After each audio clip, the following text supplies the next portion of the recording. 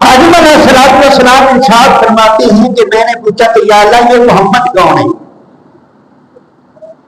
फरमाया कि आपकी औलाद में से एक नामवर फरजंद है।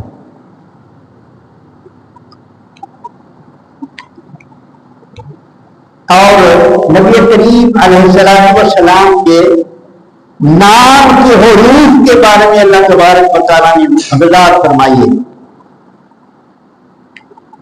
कि वो मीम है, ये मेरी शिफ्त मलिक जो है ना, मलिक बादशाह को कहते हैं, ये मीम मैंने उस अपने नाम से ली है मोहम्मद के लिए। और दूसरा हरफ है ये है मैंने अपने हिरम से लेकर मोहम्मद में रख दी है। हिरम गुरुद्वारी, हौसला, अल्लाह तबारक व तआला का हौसला तो हम हर वक्त देखते रहते हैं ना। हम जो कुछ भी करते हैं ना, अल्लाह पाक के सामने करते हैं।